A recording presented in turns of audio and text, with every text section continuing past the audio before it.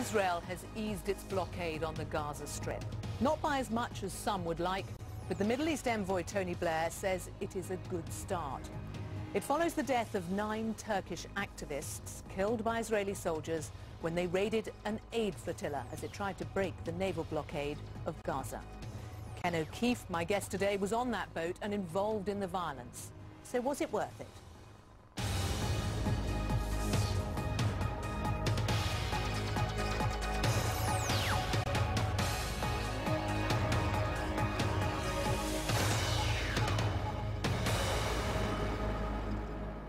Ken O'Keefe, welcome to Hard Talk. Thank you for having me. The blockade on Gaza has now been eased, so do you consider what you did a success? Well, I consider the easing to be unacceptable. I consider that to be a euphemism for there's still a blockade. The blockade is unacceptable in every way, and until it's completely broken, then there is no success. On that day, there'll be partial success, but ultimately the goal is not just the ending of the blockade, but to have real stability, security, and peace in that region. So until we achieve that, there is no success. Do you think that partial success, as you call it thus far, was worth the lives of 9 Turkish men?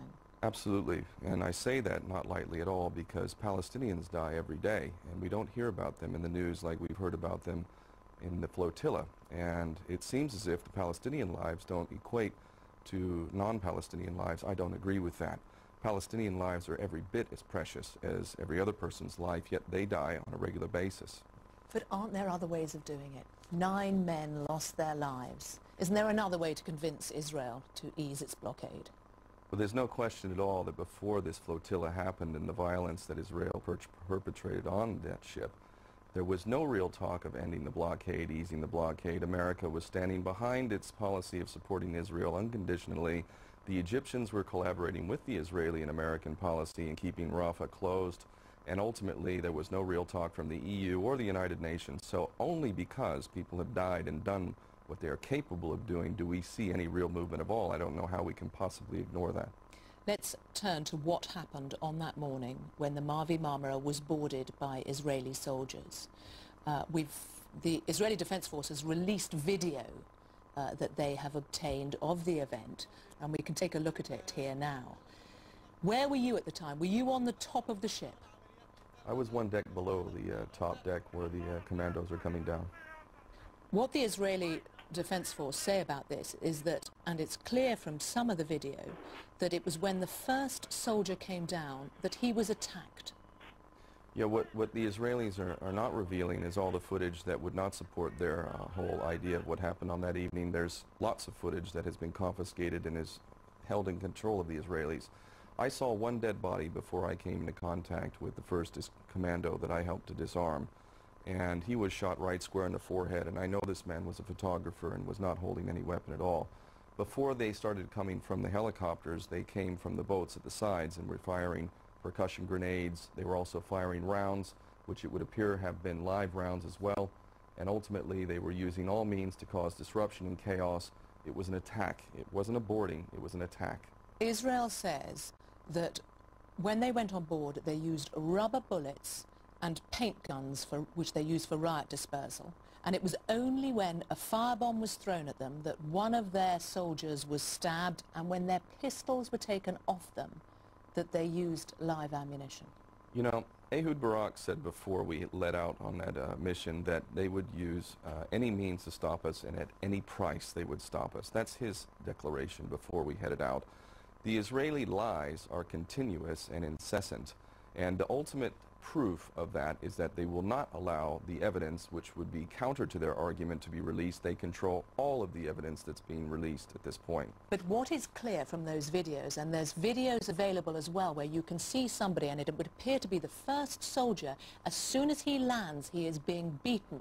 A second one come down, the same thing happens. You know, I actually don't have any problem with acknowledging that. It's pretty clear from the video, and what I will do is use Gandhi as an example. I subscribe to Gandhi's philosophy of nonviolence first and foremost, but under certain circumstances, i.e. when you're being attacked and people's lives are at stake, You have every right to defend yourself, and I shall That quote. is exactly... Let's watch this then. Well, let's watch this, but that is exactly the argument that Israel itself would use. I mean, this has been the writing on the screen was put there by the Israeli Defense Force, but it's clear what you can see.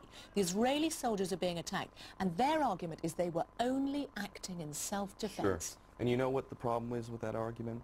The problem is that there are 1.5 million people in Gaza, among them 800,000 plus children. Children who have been subjected to medieval-type situations. We can get on to the situation in Gaza. Let's just deal with what happened on that ship. This ship and this mission was intended to break that blockade, which is violating children every single day. Every single day.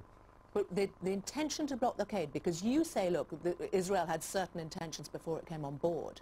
They're saying certain things about those people on the ship. What was the intention? What did you plan before they boarded the ship?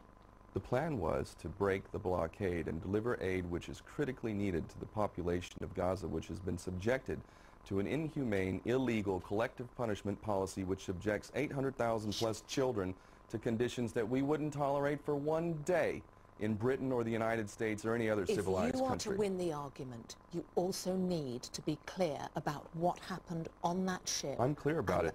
We used non-lethal means to defend ourselves. I myself took possession of one weapon, a 9mm pistol from an Israeli commando, and I took that weapon, I separated the bullets, which were real bullets, by the way. I separated the bullets from the weapon.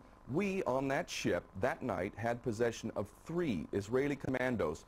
3 Israeli commandos, completely disarmed, completely at our mercy. Do you know what we did with those commandos? Do you know what we did with them? Well, I know you eventually released them. We released them. Does that sound like people who are hell-bent on killing Israelis and attacking Israelis? Israel's argument, as you know, is always that it is unfair, that the true picture doesn't get seen. Who fired first?